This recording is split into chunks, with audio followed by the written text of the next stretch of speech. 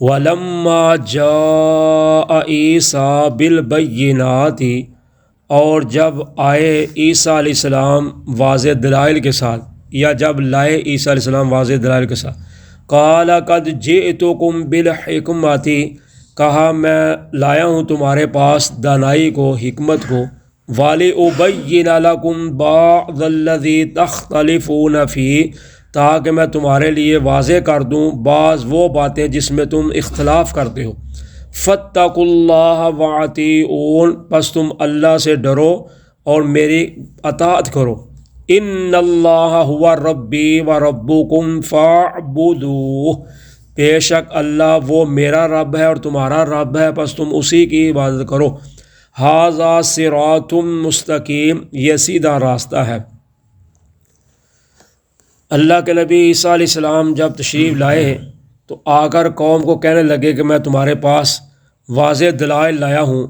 تو واضح دلائل جو ہوتے ہیں اللہ تعالیٰ کی طرف سے، جو اللہ تعالیٰ انبیاء علیہ السلام کو عطا کرتے ہیں، تو آ کر کہنے لگے میں تمہارے پاس حکمت و دانائی لایا ہوں تاکہ تمہارے جو آپس میں اختلافات ہیں ان کو میں واضح کر سکوں۔ تو ان کے آپس میں اختلافات کیا تھے؟ ایک تو یہ تھا کہ وہ کہتے تھے قیامت نہیں ہے، اور دوسرے نمبر پر وہ کہتے اگر قیامت آئی بھی تو ہم چونکہ اللہ کے محبوب ہیں تو اس لیے ہم نے تو جنت میں ہی جانا ہے، جہنم میں ہم نہیں جائیں گے۔ ہاں اگر کوئی چلے بھی گئے جہنم میں تو پھر چند دن کے لیے جائیں گے۔ پیچھے پہلے سپارے میں سورہ بقرہ میں گزرا ہے، وہ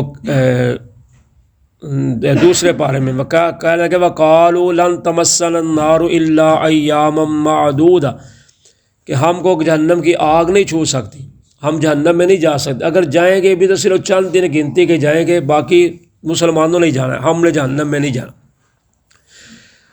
تو دوسرے نمبر پر ان کا اختلاف یہ تھے کہ کچھ حضرت عیسیٰ علیہ السلام کو معاذ اللہ ولد الزنا سمجھتے تھے، یعنی یہ زنا کی بدکاری کی وجہ سے پیدا ہوئے ہیں، کیونکہ ان کے باپ جو نہیں تھے، حضرت عیسیٰ علیہ السلام کے بغیر باپ کے پیدا ہوئے تھے، تو ان کی ماں مریم پر ان کا الزام تھا کہ انہوں نے معاذ اللہ غلط کاری کی ہے جس کی وجہ سے یہ پیدا ہوئے۔ اور کچھ کہتے تھے کہ یہ اللہ کا بیٹا ہے، کچھ کہتے تھے یہ اللہ ہی ہے۔ تو یہ تھے ان کے آپس میں اختلافات ان باتوں میں۔ تو اللہ کے نبی عیسیٰ علیہ السلام کہنے لگے میں تمہارے پاس واضح دلائل اور حکمت دانائی کو لایا ہوں تاکہ تمہاری ان باتوں کا جو میں تو اختلاف کر رہے ہو اس کو تمہارے لیے واضح کر سکوں۔ تو تم اللہ سے ڈرو، ایسی باتیں نہ کہو جو غیر مناسب باتیں ہیں، اور میری اطاعت کرو، میرے پیچھے چلو، تو ایسی باتیں نہ کرو۔ کیوں کہ اللہ وہ ہے جو میرا بھی رب ہے، تمہارا بھی رب ہے، تم اسی کی عبادت کرو۔ تو یہی سیدھا راستہ ہے کہ تم مجھے اللہ بنا رہے ہو، مجھے کبھی اللہ کا بیٹا بناتے ہو، میری ماں کو اللہ کی بیٹی بناتے ہو، کبھی میری ماں کو بھی الہ بناتے ہو۔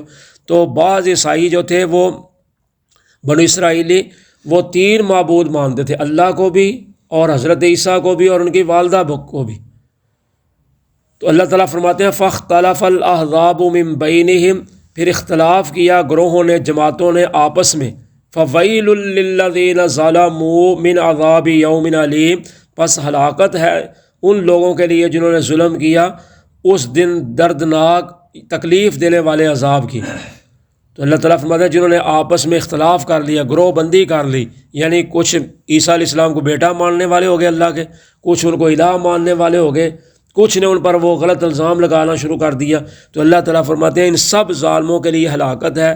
فویل کے اندر ہلاکت، تباہی، بربادی کو، یا پھر ویل ایک جہنم میں وادی ہے خاص جس میں ان لوگوں کو داخل کیا جائے گا۔ هل ينظرون الا الساعة ان تأتيهم بغتة وهم لا يشعرون، نہیں وہ انتظار کرتے مگر قیامت کا کہ آ جائے وہ ان کے پاس اچانک اور انہیں اس کی خبر بھی نہ ہو، سمجھ بھی نہ ہو۔ تو اللہ تعالیٰ فرماتے ہیں یہ اپنے اختلافات میں اتنے دور جا چکے ہیں کہ ان کو فکر ہی نہیں قیامت کی، کہ قیامت بھی آنی ہے، کہ اس دن فیصلہ ہونا ہے۔ تو اچانک جب ان پر قیامت آ جائے گی تو ان کو اس کا شعور بھی نہیں ہوگا، ان کو یعنی اس کی خبر تک بھی نہیں ہوگی جب قیامت آ جائے گی۔ تو الاخلاء یومئذ بعضهم لبعض عدو الا المتقین، اس دن جو دوست ہوں گے گہرے وہ آپس میں دشمن ہوں گے ایک دوسرے کے، سوائے متقی پرہیزگار لوگوں کے۔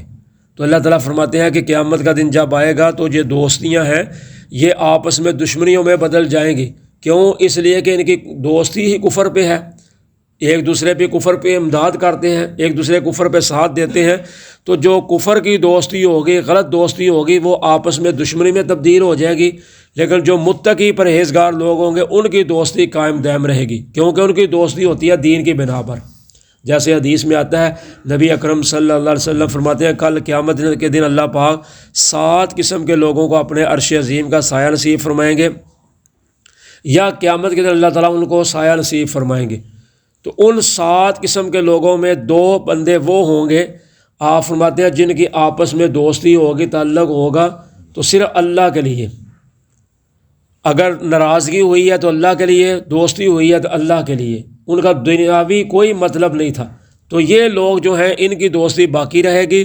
باقی جو لوگ ہیں کافر مشرک جو بھی ہیں ان کی دوستیاں آپس میں ٹوٹ جائیں گی، ایک دوسرے کے وہ وہاں دشمن بن جائیں گے، کہیں گے تو نے مجھے گمراہ کیا، میں تیرے پیچھے لگا تھا، تو نے مجھے بھٹکایا ہے.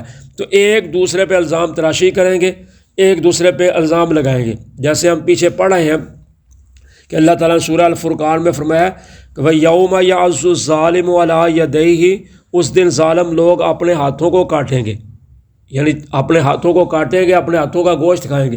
تو ساتھ کہیں گے یا ویلتیٰ لیتنی لم اتخذ فلانا خلیلا، ہائے افسوس کاش کہ میں فلانے کو اپنا دوست نہ بناتا کہ اس نے مجھے سیدھے راستے سے ہی بھٹکا دیا. تو اللہ کے نبی صلی اللہ علیہ وسلم جب دیکھیں گے یہ کفیہ ظالموں کی، مجرموں کی، تو اللہ کے نبی کہیں گے وقال الرسول یا رب ان قوم اتخذوا هذا القرآن مہجورا، کہ اے میرے رب یہ میری وہ قوم ہے جس نے قرآن کو پیچھے چھوڑ دیا. یعنی انہوں نے دنیا میں قرآن کو نہ مانا، قرآن کو نہ پڑھا، نہ سمجھا. اگر سمجھتے پڑھتے تو آج ان کو یہ معاملہ نہ دیکھنا پڑتا کہ میں فلانے کے پیچھے لگا یا فلانے کو میں نے دوست بنا لیا. تو اس لیے حدیث میں آتا ہے کہ جب بھی کسی سے دوستی لگاؤ تو سب سے پہلے اس کا دین دیکھو کہ آیا اس کے پاس دین بھی ہے یا نہیں ہے، پھر اس کے ساتھ دوستی لگاؤ. کیوں کہ آپ فرماتے ہیں المرء علی دین خلیلہ، ہی انسان اپنے دوست کے دین پر ہوتا ہے. تو آج دوستی کی بنا پر ہی بہت کچھ ہوتا ہے. دوست کو ماں بہنوں کی گالیں نکالتے ہیں، دوست جو ہیں وہ طرح طرح کی باتیں کرتے ہیں. تو یہ دوستی ہی انسان کو ڈبو دیتی ہے، دوستی ہی انسان کو پار بھی لگا دیتی ہے اگر اچھی ہوگی تو.